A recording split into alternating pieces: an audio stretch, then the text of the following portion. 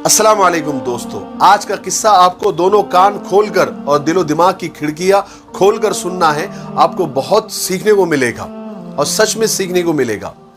दो भाई थे, दो भाई बड़े प्यार और मोहब्बत से रहते थे। उनकी फैमिली, उनके बच्चे, और प्यार मोहब्बत इतना था कि दोनों के घर आमने सामने थे और बीच में एक बड़ा सा आंगन भी था।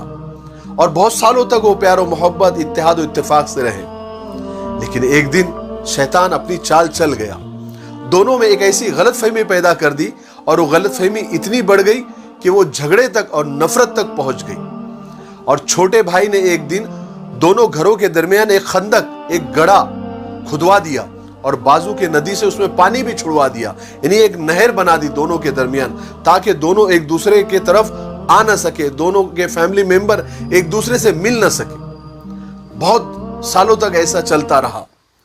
फिर एक दिन बड़े भाई के दिल में भी एक बात पैदा हुई, क्योंकि बड़ा भाई तो बड़ा भाई, छोटे मियाँ तो छोटे मियाँ, बड़े मियाँ सुभान अल्लाह। बड़े मियाँ ने यानी बड़े भाई ने एक दिन एक मिस्त्री को बुलवाया और मिस्त्री से कहा कि मुझे इस नहर के पास एक बड़ी सी दीवार चाहिए। मैं छोटे भाई की शक्ल भी देखना नहीं चाहता, ना उनके फैमिली की, ना उनके बच्चों की, तो एक दीवार बनवा दो। मिस्त्री ने कहा ठीक है, इतना इतना उसका पैसा, कहा कि मुंह मांगी कीमत दूंगा, तुम जल्दी से दीवार खड़ी कर दो। मिस्त्री गांव गया, 4-5 मजदूर लेकर आया और काम शुरू कर दिया। बड़ा भाई एक दिन सुबह को उठा, देखना था उसको कि दीवार बनी या न बनी। तो बाहर आकर जब उसने देखा तो उसकी आंखें फटी की फटी रह गई।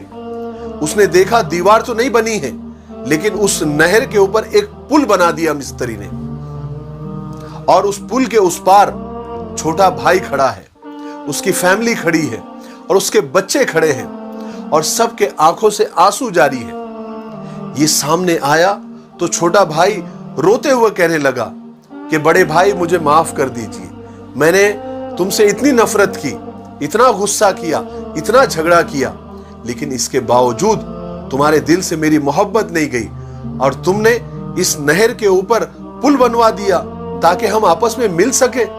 बहुत खुशी की बात है और मैं अपनी सारी गलतियों की माफी चाहता हूं। बड़ा भाई हैरान जरूर था, लेकिन छोटे भाई को रोता हुआ देखकर, उसके फैमिली को रोता हुआ देखकर, उसके खून के रिश्ते का खून भी खुशी से जोश मारने लगा।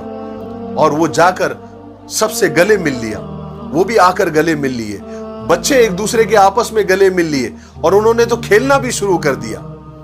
बड़ा भाई चूंकि अंदर से तो बेचैन था, लेकिन वो खुश भी था कि ये हुआ क्या, मैं करना क्या चाह रहा था और हुआ क्या।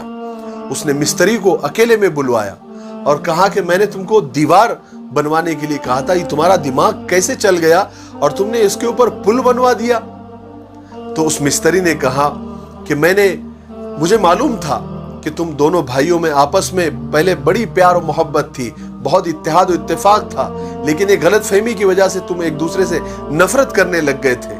और मैंने हमारे नबी के एक हदीस सुनी थी कि हमारे नबी एक सहाबी से फरमा रहे थे कि ऐ मेरे सहाबी, तुमको मैं नमाज, ज़कात, सदका और हज से भी ज्यादा कीमती नेकी बताऊं, सवाब का काम बताऊं? तो सहाबी ने फरमाया जरूर है अल्लाह के रसूल। तो अल्लाह के रसूल ने फरमाया था कि नमाज, रोजा, ज़कात, हज से बढ़कर सवाब का काम यह है, नेकी का काम यह है कि दो खानदानों के दरमियान सुलह करा देना, उनकी गलतफहमी दूर कराकर दोनों में इत्तेफाक पैदा कर देना, यह सबसे बड़ी नेकी है। मैंने वही काम किया और दोनों आपस में मिल गए, मेरी तो जन्नत बन गई। तो उस बड़े भाई ने मिस्त्री को भी गले लगा दिया कि आज तुम्हारी एक छोटे से काम की वजह से हम दोनों खानदान के दरमियान की गलतफहमी दूर हो गई। मेरे भाइयों, हम नमाज, रोजा, ज़कात, हज, सदका सब करते हैं, लेकिन भाई से बात बंद है, बहन से बात बंद है, खाला से बात बंद है।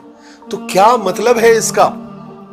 आपको पता है कि सबसे बड़ी नेकी आपस में प्यार और मोहब्बत है, ना इत्तेफाकियों को खत्म करना है।